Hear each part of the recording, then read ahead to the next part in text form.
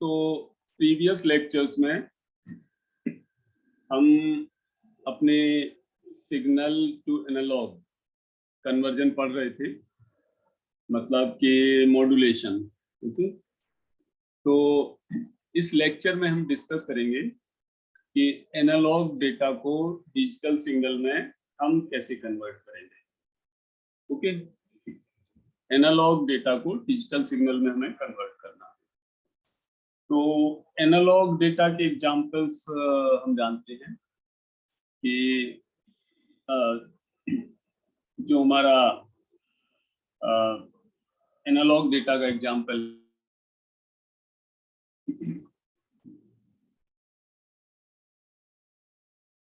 हाँ, तो एक्चुअली क्या है कि नेटवर्क बहुत स्लो आ रहा है और अगर ये दोबारा से फिर डिस्कनेक्ट होता है तो फिर हम लेक्चर को पोस्टपोन कर देंगे। ठीक है, any how network is supporting a little bit for this zoom meeting. ठीक है, तो मैं बात कर रहा था। हाँ, सभी लोग म्यूट कर लो, म्यूट।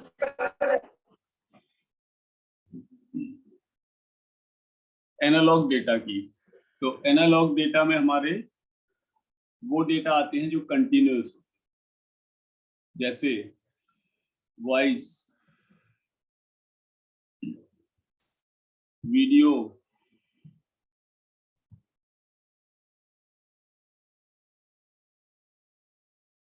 ओके। आवाज आ रही है मेरी? तो वॉइस, म्यूजिक, वीडियो, ये हमारे एनालॉग डेटा है जो कंटिन्यूअस होते हैं बाय नेचर, मतलब कि they are having infinite many values. जबकि जो डिजिटल डेटा है वो डिस्क्रीट डेटा है। डिजिटल में अगर बाइनरी है तो it is having two values. ठीक है, anyhow you know about this thing and we have discussed this previously. ठीक है, तो अगर हमें साउंड की रिकॉर्डिंग या वीडियो या जो भी है ये एनालॉग डेटा हमें कंप्यूटर में मैनिपुलेट करना है, उसको स्टोर करना है या सेंड करना है एक प्लेस से दूसरी प्लेस, तो इस डेटा को हमें चेंज करना पड़ेगा डिजिटल फॉर्म में।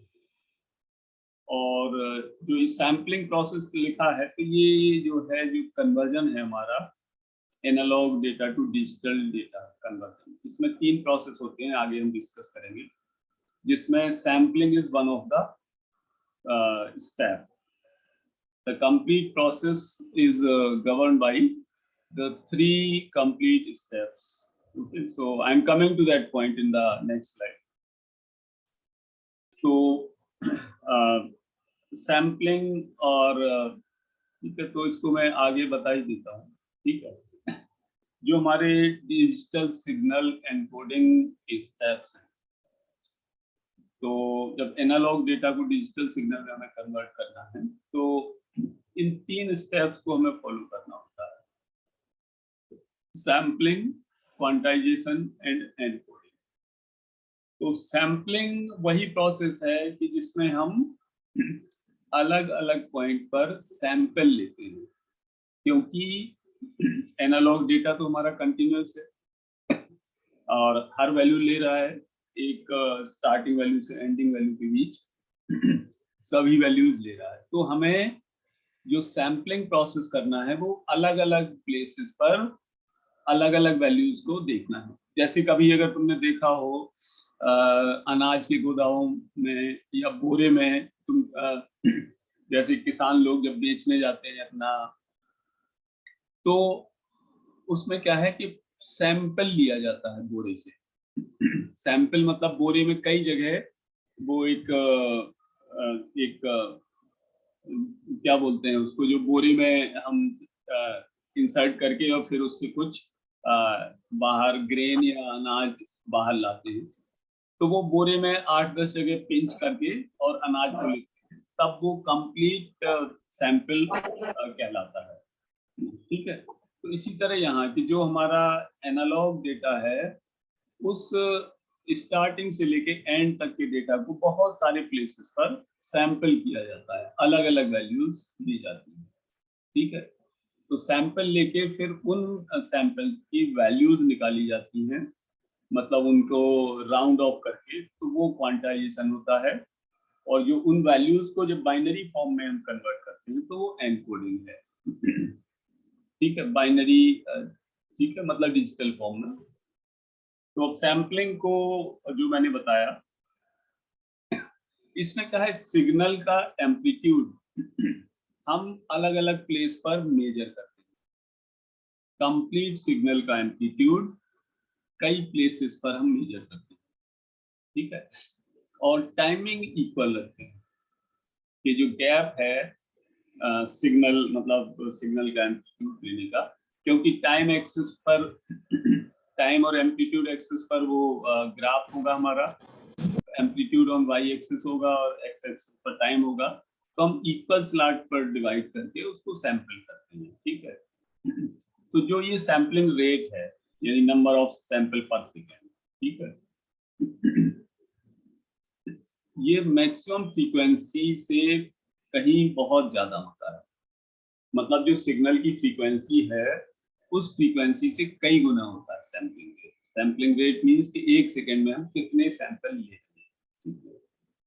तो बिकॉज ऑफ दिस सैंपल कि हम सिग्नल को डिस्क्रीट बना दे रहे हैं, एक तरह से कंटिन्यूस सिग्नल है, और उस सिग्नल को जगह जगह से वैल्यू लेके और उन वैल्यूज को, एम्पलीट्यूड की उन वैल्यूज को हम क्वांटिफाई करके, एनकोड करके फाइनली उसको डिजिटल फॉर्म में कन्वर्ट कर लेते हैं। और सैम्पलिंग की फ्रीक्वेंसी इतनी होगी कि अगर उस डिजिटल फॉर्म से हमें फिर कभी सैंपल, मतलब वो ओरिजिनल वेव फॉर्म जनरेट करना हुआ, तो हम उसको जनरेट कर सकें depending on that sample value. Okay, तो अब जो सैम्पलिंग में हम मिनिमम फ्रीक्वेंसी कितनी होगी, कि मतलब फ्रीक्वेंसी इतनी होनी चाहिए कि सिग्नल हमारा दोबारा से वापस रीजनरेट हो सके। क्योंकि सिग्नल से हमने सैंपल लिया, फिर उसको क्वांटिफाई किया, फिर उसको एनकोड किया, और फाइनल हमें डिजिटल मतलब सिग्नल मिल गया एनालॉग डेटा से। तो एनालॉग डेटा से डिजिटल सिग्नल जो मिला, उससे हमें फिर वापस अगर वो रीजनरेट करना पड़ा ओरिजिनल, तो हम कर सके, इतनी मिनिमम फ्रीक्वेंसी होनी चाहिए। तो सपोज करो कि ये हमारा ऊपर मॉड्यूलेशन के बाद वेव फॉर्म है जो एनालॉग डेटा को रिप्रेजेंट कर रहा है। तो ये हम इस तरह का टाइम डिवीजन करेंगे, सैम्पलिंग टाइमिंग, कि यहाँ से नीचे वाले स्लॉट से दिख रहा है कि बराबर बराबर टाइम पर हम इस पर सैंपल ले रहे हैं। ठीक है, तो इसको तो जो सैंपल्ड वैल्यूज हैं, तो सैंपल हमारा कोई भी वैल्यू ले सकता है। ठीक है, अगर हम 0 टाइम से स्टार्ट करते हैं तो एम्पलीट्यूड की जो मैक्सिमम वैल्यू है 0 से मैक्सिमम, उस बीच तक कोई भी वैल्यू ले सकता है। ठीक है, तो एक तरह से कि एनालॉग डेटा है तो वैल्यूज तो इनफाइनाइट होती है, लेकिन जो हमें इसको डिजिटल सिग्नल की तरह जब ट्रांसफर करना है, कन्वर्ट करना है, तो हमें वैल्यूज को रिस्ट्रिक्ट करना है, और उन वैल्यूज को रिस्ट्रिक्ट करते हुए हमें डिजिटल वेवफॉर्म जनरेट करना है। ठीक है, तो सपोज करो ये हमारा एग्जांपल है, ठीक, जिसमें ये सिग्नल है, और यहाँ देख रहे हो कि ये एनालॉग सिग्नल है, इधर वाई एक्सिस पर एम्पलीट्यूड है, ये टाइम एक्सिस है। तो टाइम के इक्वल डिवीजन में हमने सैंपल ले रखे हैं। ठीक है, तो सैंपल लेने का मतलब कि अगर इस टाइम पर हम सैंपल ले रहे हैं तो एम्पलीट्यूड की ये वैल्यू डॉट से रिप्रेजेंट हो रही है, डॉट से जो रिप्रेजेंट हो रही है, that will be the value of the sample. ठीक है, तो अलग अलग डॉट अलग अलग वैल्यू को रिप्रेजेंट कर रहे हैं। तो ये नेचुरल सैंपलिंग है हमारी, ठीक है, एनालॉग सिग्नल की। और एक तरह से ये दूसरी टाइप की सैम्पलिंग होगी फ्लैट टॉप सैम्पलिंग, जिसमें हम एक तरह से स्क्वायर ब्रैकेट बनाते हैं। ठीक है, थोड़ी देर बात करते हैं। तो इसमें हम स्क्वायर ब्रैकेट बना के मतलब इस स्क्वायर रीजन के अंदर वैल्यू को फाइंड करते हैं, फ्लैट टॉप सैम्पलिंग कहलाता है।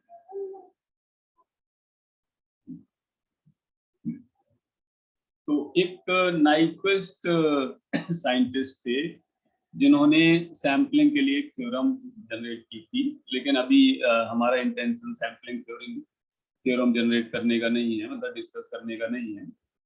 तो जो सैम्पलिंग थ्योरम दी थी उन्होंने नाइक्विस्ट साइंटिस्ट ने, उसको हम नाइक्विस्ट सैम्पलिंग थ्योरम भी बोलते हैं। ठीक है।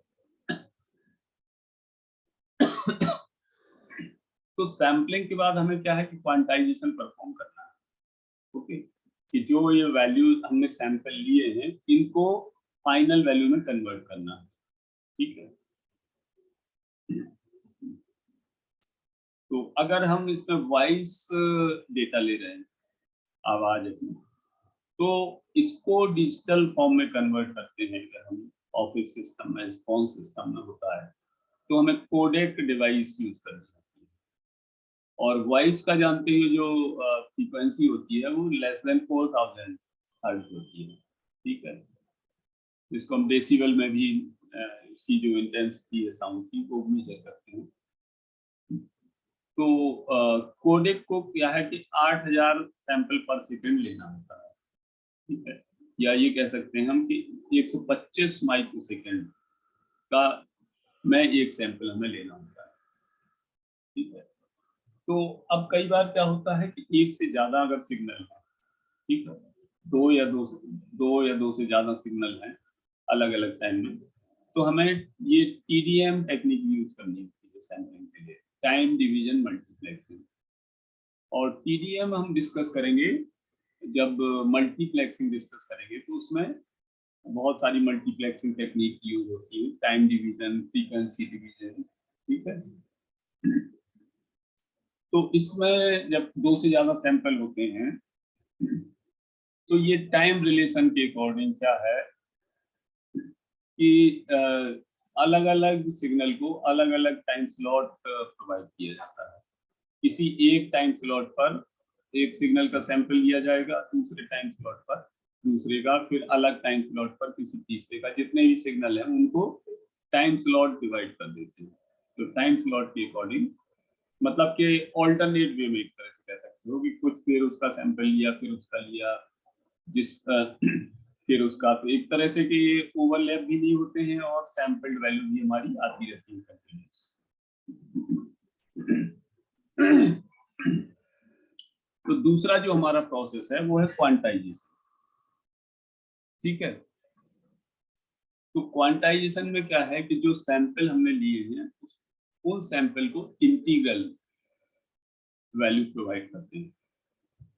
मतलब सैंपल्ड इंस्टेंसेस जो हैं उनकी एक स्पेसिफिक रेंज में जो सैंपल्ड इंस्ट्रक्शंस हैं उसमें हम इंटीग्रल वैल्यूज को प्रोवाइड करते हैं। मतलब उनको वैल्यू जो जितना एम्पलीट्यूड आया उस एम्पलीट्यूड की क्या वैल्यू है उनको क्वांटिफाई करते हैं। तो इसमें क्या है कि जो सिग्नल मतलब सैंपल लेवल्स की जो वैल्यू आएंगी उनको उसके नियरेस्ट वैल्यू में क्वांटिफाई करते हैं। जो उसके आसपास वैल्यू है उसमें हम क्वांटिफाई कर देते हैं। तो क्वांटाइजेशन एक तरह से क्या कर रहा है हमारा, सिग्नल को डिस्क्रीट बना देता है। एनालॉग सिग्नल को हमने अलग अलग सैंपल लेके और उन वैल्यूज को क्वांटिफाई करके हमने एक स्पेसिफिक वैल्यू निकाली उस एनालॉग डेटा की, एनालॉग वेवफॉर्म की स्पेसिफिक वैल्यू निकाली। और उन वैल्यूज को, स्पेसिफिक वैल्यूज को जब एनकोड कर देंगे तो हमारा फाइनल डिजिटल मिल जाएगा हमें वापस नहीं, मतलब डिजिटल सिग्नल। तो makes the signal discrete and amplitude. तो जो भी सिग्नल की सैंपलिंग के बाद जो भी वैल्यूज आएंगे एम्पलीट्यूड की, उनको राउंड ऑफ कर देते हैं क्लोजेस्ट वैल्यू पे। ठीक है। तो जो नया वेव फॉर्म हमारा जनरेट होगा उसको हम बोलेंगे क्वांटाइज्ड वेव फॉर्म। और ये क्या है कि या तो एम्पलीट्यूड में इसमें चेंज होगा या नहीं होगा। तो ये तो मैंने बताया ही है कि सैम्पलिंग प्रोसेस में वैल्यूज को राउंड ऑफ करते हैं, ठीक है, इसी रूल के अकॉर्डिंग। जैसे फॉर एग्जांपल अगर हम 10th प्लेस तक वैल्यू मेजर करते हैं तो 4.871 को हम राउंड ऑफ कर देंगे 4.9। अगर सिर्फ 10th प्लेस तक ले रहे हैं 0.002 को राउंड ऑफ करके कर देंगे 0 में। तो जो वैल्यूज हैं वो पहले से सिलेक्टेड हैं, बस उन्हें हमें राउंड ऑफ करना है, तो वो एक तरह से वैल्यूज फिक्स हैं। तो इन फिक्स वैल्यू को हम एनकोड कर देते हैं इजिली, जो कि हमारा थर्ड स्टेप है इस प्रोसेस का।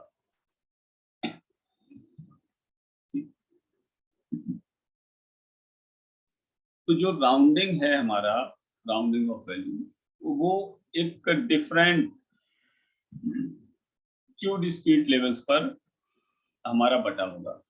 लेवल्स मतलब कि हम एक सर्टेन रीजन कर देंगे कि अगर इस रीजन से इस रीजन तक हमारी वैल्यूज आती हैं तो उसको फाइनल वैल्यू ये प्रोवाइड की जाएगी।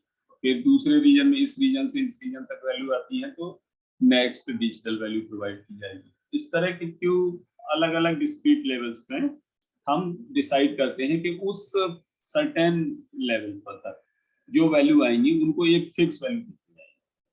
फॉर एग्जाम्पल जैसे सपोज करो 0.5 से लेके अगर 0.8 तक वैल्यूज, 0.5 से 0.8 तक हमने कोई एक लेवल बनाया, तो इसके बीच जो भी वैल्यूज आएंगी उनको एक फाइनल डिजिटल वैल्यू प्रोवाइड की जाएगी, ठीक है। तो जो ये नंबर हैं, जो वैल्यूज आई, उनको हम कितने भी 3, 4, 5 या 6 बाइनरी डिजिट में रिप्रेजेंट करेंगे, डिपेंड करता है नंबर ऑफ वैल्यूज पर। कि सपोज करो अगर वैल्यू 50 है तो हमें 6 बिट चाहिए होगी, क्योंकि अगर देखो 2 बिट हैं तो वो 4 वैल्यू को मैक्सिमम रिप्रेजेंट कर सकता है। 2 raise to the power n का कंसेप्ट है, ठीक है, ठीक है। मतलब ये है कि 2 raise to the power n, n जहां नंबर ऑफ बिट्स हमारी। तो क्वांटाइजेशन लेवल, जैसे ये 5 लेवल में हम क्वांटाइजेशन करते हैं ऊपर वाले डायग्राम में, ठीक है। थोड़ा होल्ड करो, मैं फोन रिसीव करूँ।